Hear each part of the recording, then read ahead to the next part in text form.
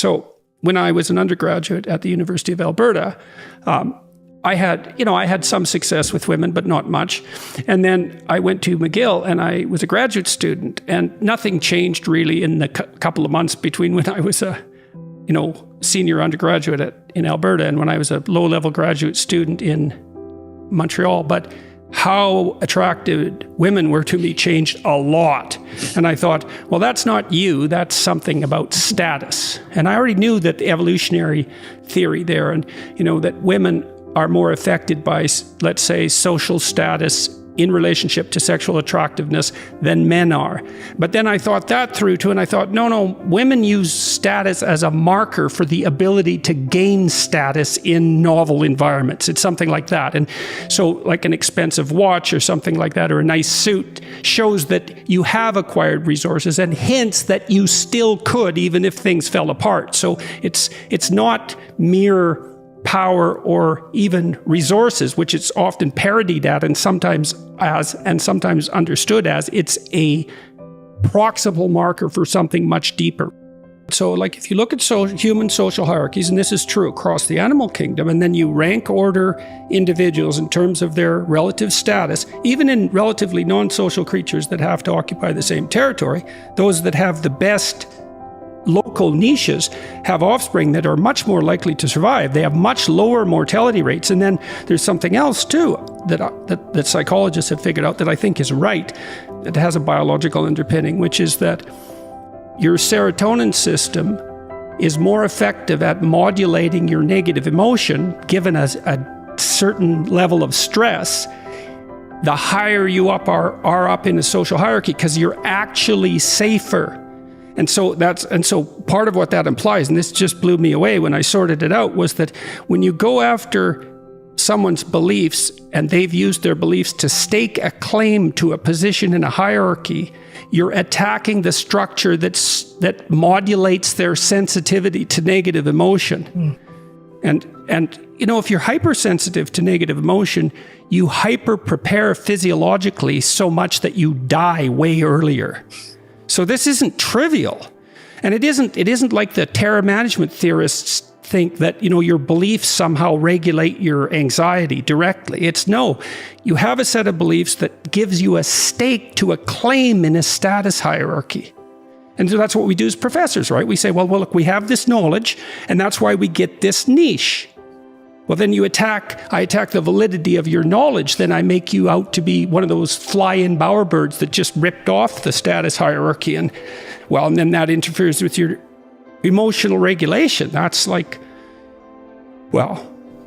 that's worth thinking about for about 10 years, that. Partly what the woman is trying to do is use markers of proximal success as an indicator of niche switching capacity. Now, they're inadequate markers, and that's partly why they can be criticized, and they're no more accurate than the claim that just because you're rich, you're good. But but status is not exactly wealth, although wealth is a proxy for status. Status is more subtle, but symbols of wealth are pretty good instantaneous proxies for status. Yeah, like they're subject to all sorts of flaws and they're not sufficient, but you have to screen most people out, so you need simple markers to begin with. So imagine that there's a type of male who tends to win dominance hierarchy contests and to merge at the top. Well, that's the case. That is the case, and that's why you're the way you are. And so what's happened among human beings, this is so cool, is that human females are choosy maters. So about twice as many men fail in their reproductive efforts as females fail. Okay, but the men who succeed are more successful. So women are on average more successful, and men are on average more failures and more successful. And I'm talking strictly about reproduction here, although it generalizes to other areas, but I'm talking about reproduction. So how does it work exactly? Well, the women have a real problem with mate selection. It's like, who the hell are you going to have as a mate? And it's too complex to work out. So women in their genius don't. They let the men compete, and then they peel from the top, acting out the assumption that the man who wins is the best man. And it's a good assumption, because if you have a bunch of men competing, especially if they're competing across competitions, and someone pops up at the top, you can think, well, they may not be worth much, but they're better than anyone else at whatever it is that they're doing. And that makes men at the top of dominance hierarchies very attractive to women. And then the women accelerate that, so you can imagine they're more likely to reproduce. And so what happens is that the proclivity to emerge at the top of the set of dominance hierarchies becomes inbuilt into the biology across time. And the women exaggerate that by differentially allowing the men to reproduce. And that's also why they're Mother Nature. They really are Mother Nature. It's not just a metaphor.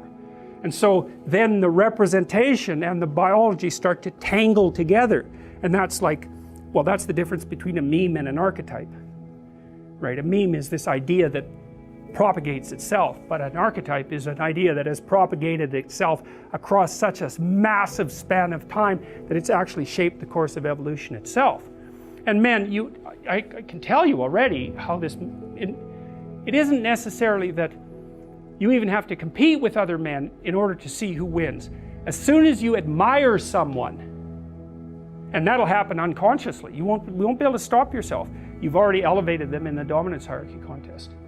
The act of admiration is your recognition that you've met someone who's better at whatever it is that happens to be driving your admiration than you are.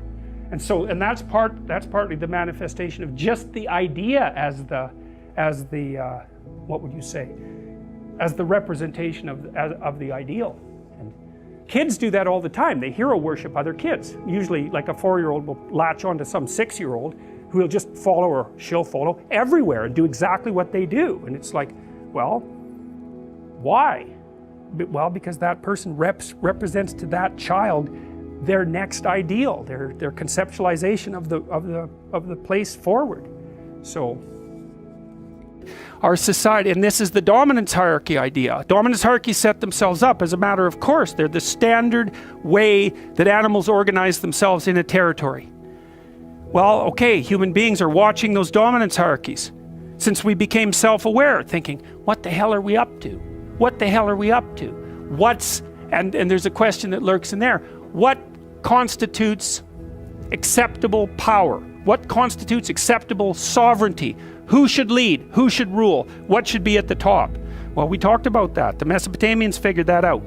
Speech and vision, that's Marduk. Speech, vision, and the willingness to confront the terrible unknown. That's what should rule. Well, what? Is that an arbitrary idea, or is that a great idea? How could it be any other way? Well, so then you might say, well, what would you want to be king? You could say king of the world or king of your own soul. What do you want to subordinate yourself to? How about your heroic willingness to encounter the unknown and articulate it and share that with people?